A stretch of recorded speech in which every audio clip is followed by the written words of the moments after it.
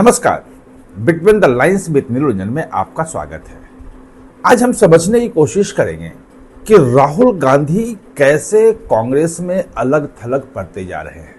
कल मैंने आपको बताया था कि उनके सहयोगी जो हैं, जो इंडिया गठबंधन के सहयोगी दल हैं, वही उनका साथ नहीं दे रहे हैं।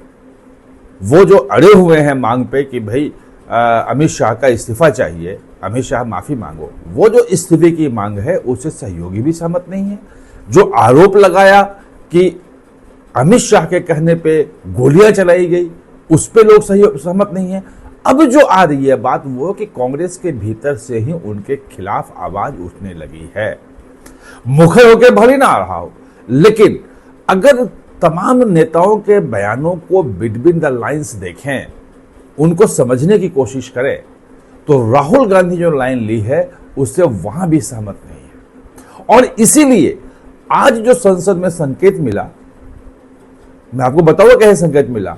वो लगा कि जो मांग है कि इस्तीफा दें अमित शाह, उस मांग से कहीं ना कहीं पीछे तो नहीं हट गए हैं।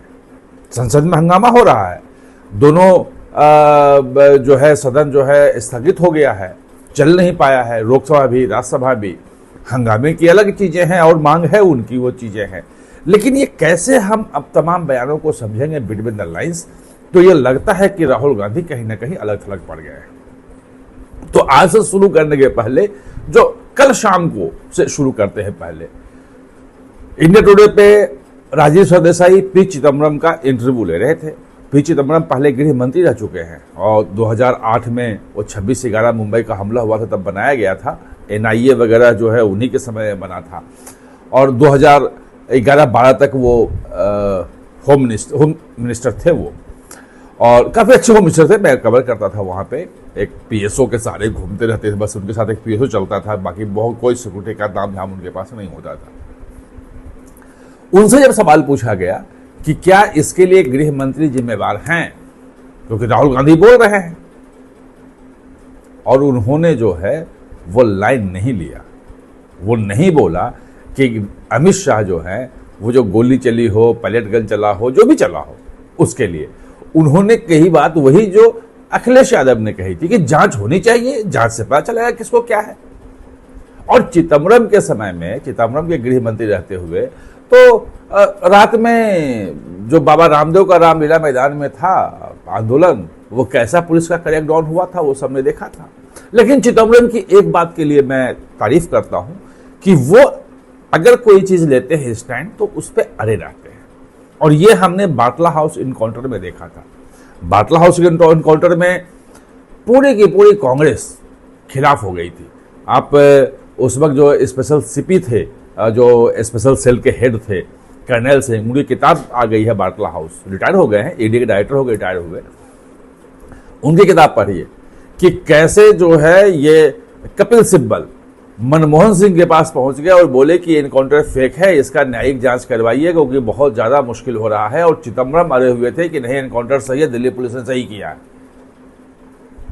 और अंत में जो है मनमोहन सिंह ने बुलाया कर्नल सिंह को, कर्नल सिंह ने को कहा कि जाके आप सारे फैक्ट रखिए और उनको जाके समझाइए कपिल सिब्बल को, तब जाके सारी चीजें लेके गए थे।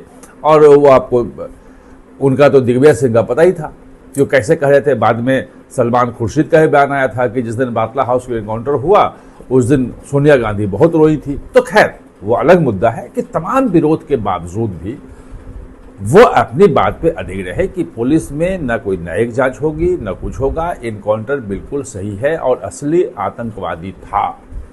जो एक महीना, कुछ दिन पहले ही, एक महीना नहीं, कुछ दिन पहले दिल्ली के 4-5 जगहों पे, कनॉट प्लेस में, करोल बाग में जो कई जगह पे बम धमाके हुए थे, उसमें ये शामिल है, इंडियन मुजाहिदीन का आतंकवादी है।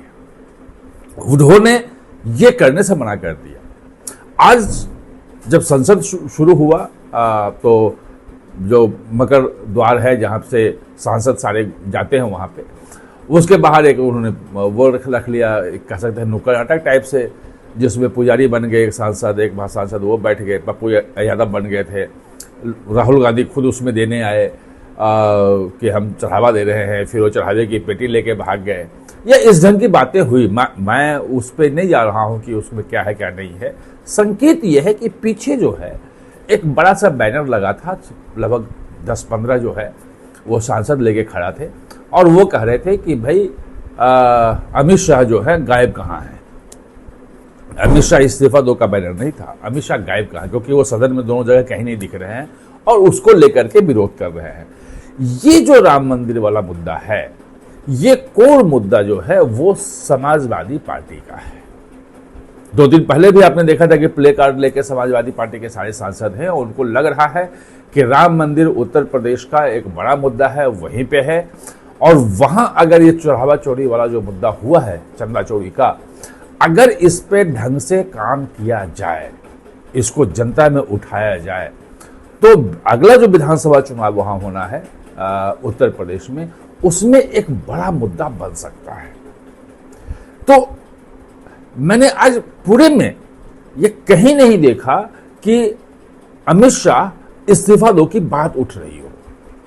जो व्यक्तिगत तौर पे बातचीत हुई थी उसमें सब एक्सेप्ट भी करते हैं, बीजेपी के मतलब बीजेपी का कांग्रेस के जो सांसद हैं, जो नेता हैं, जो वहां जा रहे हैं, वो भी ये मानते हैं कि ये कुछ ज्यादा ही एक्सीड कर गए।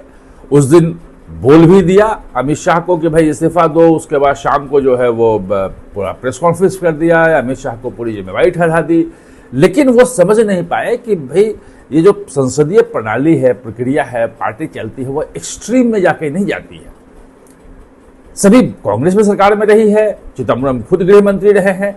अगर चिदम्बरम ही इस बात के लेकर सहमत नहीं है कि जिम्मेवार जो है, जो भी पायलट गन चला हो, गोली चली हो, जो भी कुछ हुआ हो, बिना किसी जांच के उसको जिम्मेवारी ठहरा देना कि वो अमित शाह ने किया है, उनका इस्तीफा मांग लेना, न्यायिक जांच की मांग है, किसी भी तरह की जांच की मांग, वो तो ठीक है। लेकिन जिम्मेवारी ठहरा करके प्रेस कॉन्फ्रेंस करके ये खास फोटो लगा के कहना, ये कांग्रेसियों को भी अंदर, हाँ एक है वर्ग जिसको जय जगत बोलते हैं, जो एक कोटरी उनकी है, जो राहुल गांधी को कहती है कि बहुत अच्छा कर रहे हैं, बहुत अच्छा कर रहे हैं, बहुत अच्छा कर रहे हैं। वो हो सकता है वो उनको बता रहे हो कि नहीं आपकी मांग बिल्कुल सही है, लेकिन जो बड़े कांग्रेसी हैं, जो बड़े लोग हैं, जो सिजम्ड जो कांग्रेसी हैं, वो उनकी इस मांग से सहमत नहीं दिख रहे हैं और राहुल गांधी इस मुद्दे पे अकेले पड़ गए हैं और इसलिए मुझे लगता है इस मांग से अब वो पीछे हट रहे हैं, आज जैसा मुझे दिखा। आप हमारे साथ जुड़े इसके लिए बहुत बहुत धन्यवाद।